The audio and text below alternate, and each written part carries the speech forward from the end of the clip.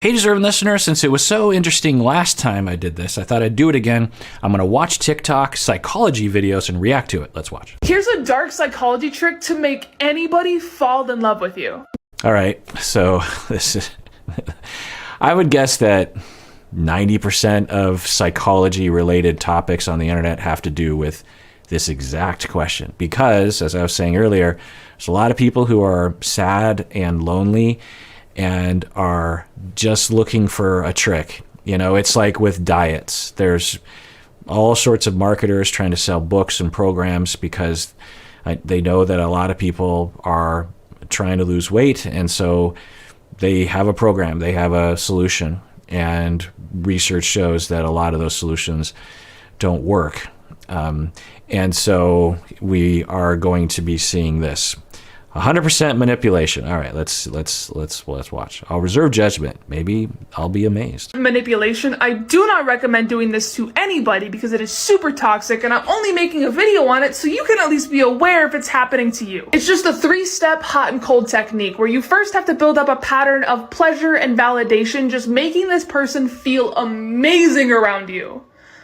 And then you have to break it. Emotionally and physically, you have to pull away from them because this is going to make them feel insecure, like shit, and most importantly, the need to chase and get that validation back from you that they just got addicted. Right, so this is a common theme within these topics, the pickup artist, negging, all that kind of thing. You are essentially trying to please someone because everyone has needs, right? So the context could be at a bar, or it could be at work, or in the classroom or something. And so at first you try to meet all their needs. You put your own needs on the back burner, and you ask them questions, you compliment them, and you really try to make them feel great about themselves. And they're like, whoa, I'm feeling pretty good about it. This feels really nice. And then you either neg them by saying, oh, but those shoes, or you pull away, as this person saying, I'm thinking of It's Always Sunny, the dentist system, if you will.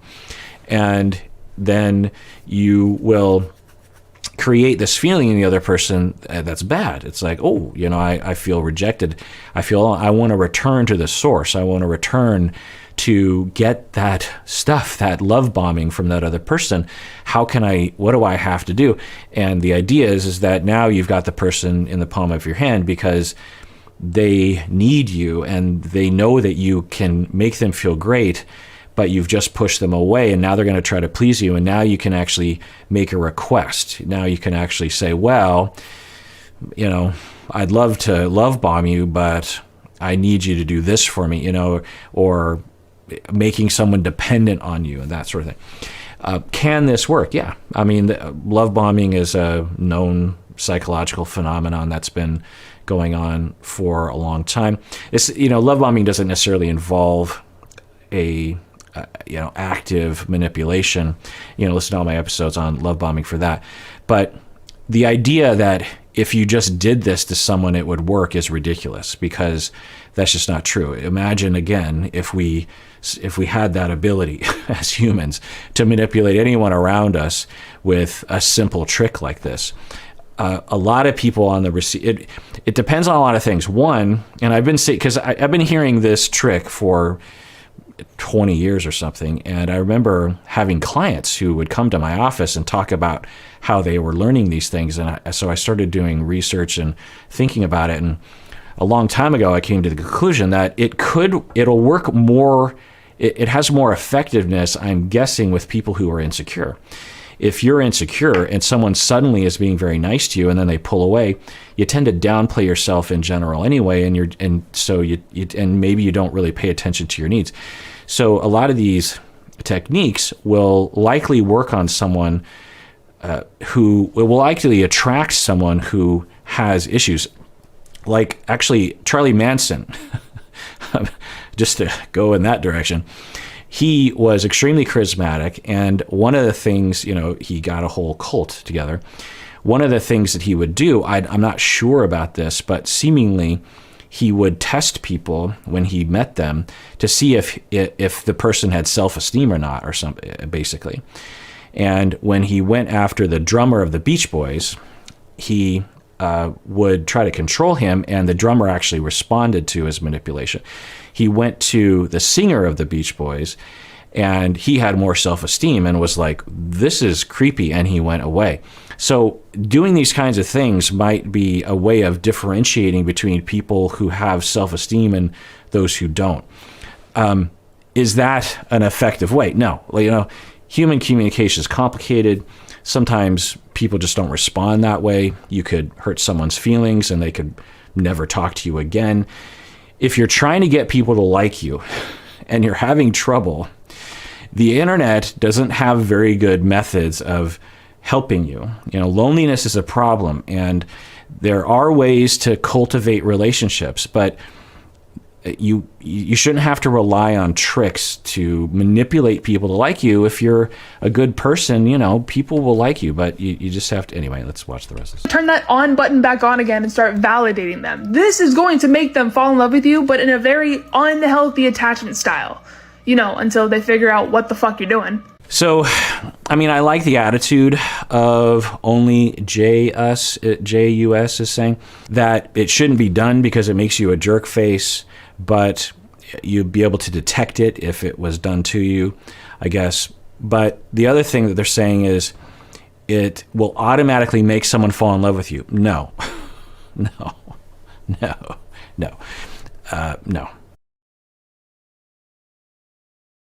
Okay, it went really fast. You're deep into psychology when you feel sorry for them treating you bad because you can clearly see their wounded inner child. Oh, yeah, great. I like that. Rachel Sophia Gomez, 100%. I agree with that wholeheartedly, and I talk about this with my trainees and my supervisees and my students all the time, that because a huge scientifically based, empirically based method of having positive outcomes with clients, regardless of why they come in, is when you have positive regard. And when you're taught positive regard, a lot of people walk away with this simplistic idea of having positive regard. It's just like, well, you're supposed to be strength-based. You're supposed to point out their strengths. No, you're actually supposed to possess positive regard in your soul for this human being and exhibit that. Don't just fake that you like someone, that you think of them positively. Actually have a positive image of them inside of you. The issue is a lot of people come into therapy and have edges to their character that make it hard to like this person and give them a lot of the problems that they suffer from in their life. And so in order to have positive regard, you have to, according to my idea, have a proper conception of them, a accurate vision of why this person is the way that they are. And when you have a understanding of their inner child and their wounds, it provokes empathy and positive regard. You don't have to force it.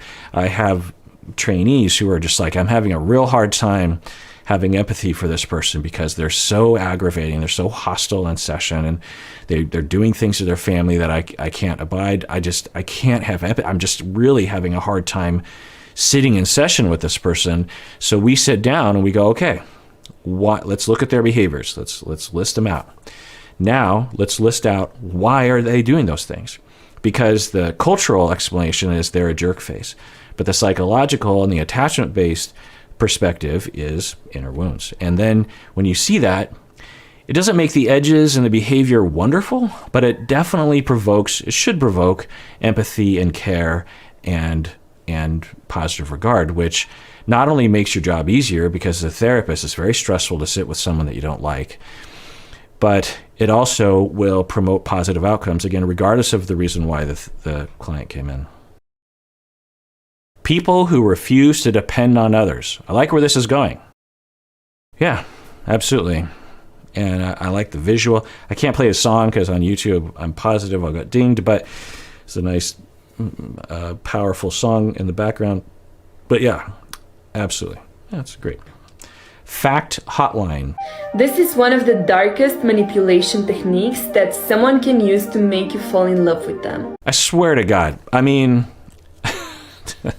when I decided to do this, I guess I didn't really know what I was going to see, but when I saw the first one of these, I thought, oh, I bet you I'm going to see more of these. And now I'm thinking literally I think we have a rate of every third, because I just did a search on TikTok by psychology, and so it's just giving me everything that is related to psychology. And I'm guessing a lot of these are going to be how to manipulate people to fall in love with you. What? 1, no. 2, why?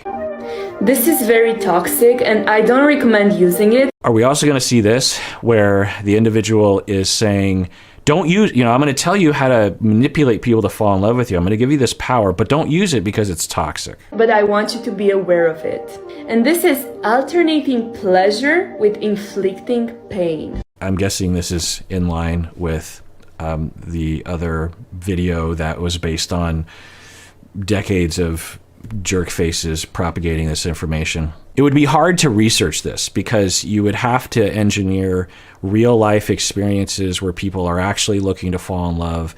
You can't really do that in the lab. You would have to somehow manualize the behaviors that you're supposed to do in the moment, meaning that the individual doing the manipulation would have to do the exact same thing every time. You can't study art. Conversations are mostly art form, right? And so it's a hard thing to study. It's a hard thing to verify. The claim that they're making here is really hard to verify. I'll say that. Maybe there have been some studies that have tried to zero in on some elements of this. Maybe one way is you just say, okay, you teach these 100 people something along these lines, and you say, okay, go out and do it, and you teach a bunch of other people nothing, and then you measure to see who manages to get people to fall in love with them. But of course, just think about all of us, all the love that we've had in our life, and why we fell in love with someone, or why someone fell in love with us. Did it have to do anything with this? No. It had to do with, now abusive relationships can actually be this way, but even abusive relationships are way more complicated than this, way more nuanced, and have a whole set, plenty of abusive relationships begin the way any other relationship does. Anyway. So there is a 3-step formula where first you need to create a pattern of giving pleasure and validation. Then you need to break it. You need to pull away, be cold, be distant. They just recycle. I'm sure this individual didn't do the research and didn't develop this on their own. They must have seen this somewhere else because that person had seen it somewhere. And everything goes back to mystery of the pickup art. Remember that guy with the hat and the thing? And he got it from someone else. It just gets passed down. I'll tell you, so I had a client, I had a number of clients, but I had one client in particular that I worked with that was really into all this stuff. And we did a lot of debating around this. I would argue with my client about a lot of this stuff. And one of the things that I would say is, okay, let's say that it does work for you. Is this really the kind of life that you want to lead? And 2, do you really think you're that worthless and that unlovable that you need a manipulation technique to get someone to like you? Because that's, rom-coms aren't really devised around that idea, right? They're devised around people who are, made for each other, and there's a lid for every pot, that kind of thing. And so anyway, I'm guessing maybe I'll see a lot of recycled ideas on TikTok. And if they had some caveat, like, well, this isn't going to work for everyone, and it's hard to know if this is true. If they said something like that, I'd be like, fine. But they don't present it that way. They're like, this will work, and it will absolutely cause them to fall in love with you every time. It will never not work. And by me telling you this, you automatically know exactly how to do this. No, of course not. Just imagine if someone did that to you. Someone was really nice to you, and then suddenly was a big jerk face to you. I would like to think a lot of people would reevaluate that relationship and be like, I don't know if I want to be with this person. So, and then the idea that someone would fall in love with you from that, like, what, in the first day I'm in love with someone because they negged me? I mean, come on. When you treat someone like shit, it makes their self-esteem go down. And the only thing that can make it go up again is you. So the principle is sound in that if you can make someone emotionally and financially dependent on, in all sorts of ways, all sorts of domains of dependency on you, then yeah, you have full control over that person's life. But if you have done that, then you have gone on a campaign that's lasted for months in which you have separated from them from their friends, you've broken down their ego, you have made fun of them, you've made them attached to you. The person does really like you and want to spend time with you. And yeah, and in terms of an overall principle of control and of abuse, then yeah. But the idea that you can just walk up to someone and be nice and then be mean and then be nice again and then they're going to fall in love with you is ridiculous. No. So the third step is validating them again. Causing pain in a person makes them form an attachment to you, and it makes you unforgettable. No. Again, if they said this kind of works sometimes, or you might have to go on a campaign that lasts 3 years, or if they said, but they just, in the simplistic terms, if you cause pain, if you build them up, then they become attached to you. Then you give them pain. They want to please you. Anyway, I'm sure you understand the silliness of it. Okay guys, I have a psychology test for you that's gonna unlock a whole lot about your subconscious self that you don't even know about yet, okay? So when you answer, just go with your gut, don't overthink it, okay? So this is what I expected on TikTok. I've browsed TikTok a little bit. I'm not completely out of the times. When I think of TikTok, I think of Vine, and I think of a lot of kinetic energy, because it's handheld. And this person, Only JUS or Only JS, does that kind of just kinetic excitement when these videos are on. I'm just like, what's happening? Tell me more. Okay, imagine you're walking through the woods with somebody else.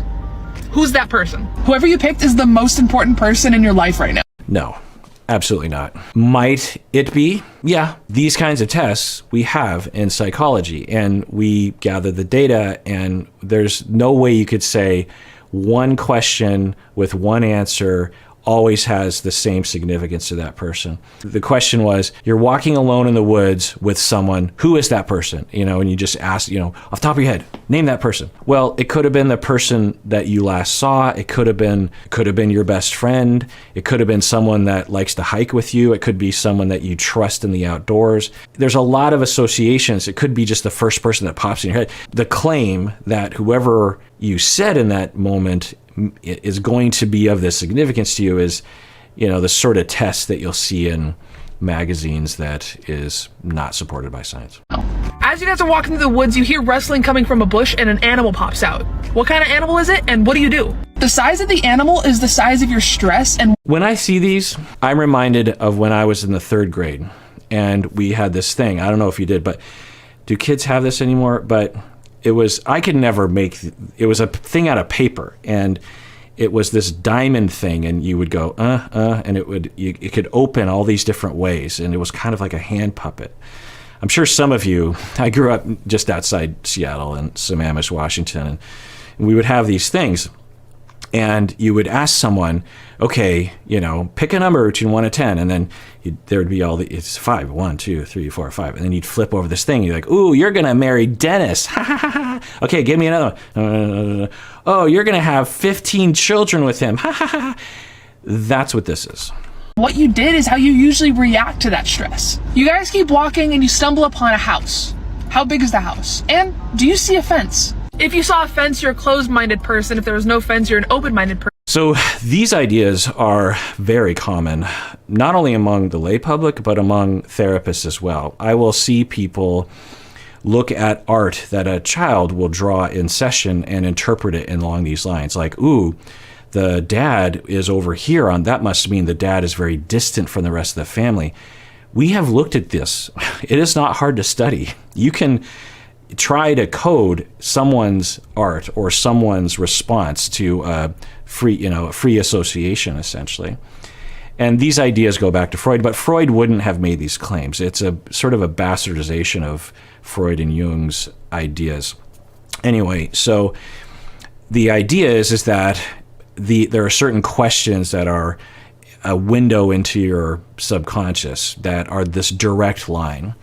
The color red, give me a name. And it's like, I don't know, Jane. It's like, oh, you're in love with, you want to have sex with someone named Jane? It's this ridiculousness, and we can study these kinds of things. Again, when people in my world, I'll see therapists will have a kid draw something, and then they just start making all these interpretations. And what we know in art therapy world and within research is that people have different associations with different things. They might have their dad over there because they want their dad to themselves, or they just ran out of room and that's right, dad. So they put dad in his, there's a lot of, or dreams. There are all sorts of, I'm guessing eventually I'm going to get to a TikTok about dream interpretation of like, if you dream about flying, it means this. No, we've studied this sort of thing. It does not bear out in the data. So no. Now, if someone said, now they're saying, this is a powerful psychological test. There are real things called psychological tests, okay? And, we use them, and they do tell us some things that we use in addition to interviews and other kinds of things to cobble together an opinion-based evaluation of someone's personality that might be on the mark for the most part, but might not be. Psychology is humans are a very difficult thing to concretely measure, okay, when it comes to our personalities. But anyway, if this person said, here's a fun exercise just to kind of explore, then I would be great. You're in the woods, and you're going for a walk. Who are you with? And then, okay, who'd you think of? Well, why did you come up with that person? Maybe you can reflect on that. That would be great. But that's not what they're saying. What they're saying is, if you saw a fence, you're a closed-minded person. And the size of the house is the size of your ambition. You guys decide to go inside the house and you find a cup and a table. The durability of this cup is how strong you feel the relationship is with this person you're walking through the woods with, and the more stuff that you saw on the table is the happier you are. So I'll point out confirmation bias. And this is true about a lot of these kinds of exercises, a lot of these kinds of pseudosciences, and there are many. But with a percentage of people, when they watch this and they answer it, most of the responses will seem to make sense to them. It will resonate with them. They'll think of a crystal cup, and then they're saying, if it's a fragile cup, that means I can't remember, this thing is fragile in your life. And someone will watch this and go, oh my God, that's so true. That's exactly how it was. And it's appealing because to the individual, it feels nice to have some kind of system that validates us. It feels nice to know that the universe has order to it and psychology has an order to it, of which it doesn't really. It also is appealing because it makes us feel seen and heard in a way. When someone does this for us, it feels like we're being understood and seen and valid. It's a weird effect. And then you walk away going, oh my God, this works. And then you do it to someone else. And if it doesn't work, you're like, oh, well, you just must not be doing it right. Let me do it to you. And then it works for another person, kind of. And you're like, see, it works. It's confirmation bias. Okay, so you leave the house and you find a body of water. How big is it? And how do you get across? The size of the water. How long is this going to go on for? Because how do you skip? How do we skip? Is the size of your sexual desire. And let's say you swam across it, you are much more likely to do something about your horny ass self than somebody who decided to walk around it. Yikes. I could also see this being incredibly invalidating to someone, that if they really believed this, which I'm guessing most people don't, but if they did, and they took the test thinking, oh, this is going to tell me something, and then it tells them something different about themselves, and they think, oh, maybe I don't know myself. Maybe, I dreamt of this giant ocean, and according to that, I have this giant sexual desire, but I don't really feel that way. Maybe I should do something with this sexual desire, and might lead people down a road. I'm not saying that happens, but I don't know, it could. And that's why people in my field don't do stuff like this, because we can get sued and lose our licenses. Lay people can't. Okay, guys, I have a psychology test for you that's going to unlock a whole... All right, well, that was fun. Let me know if you want me to do this again, because I thought it was interesting. I'm guessing TikTok is a treasure trove of reactivity for me. And everyone out there, please take care of yourself, because you deserve it. You really, really do.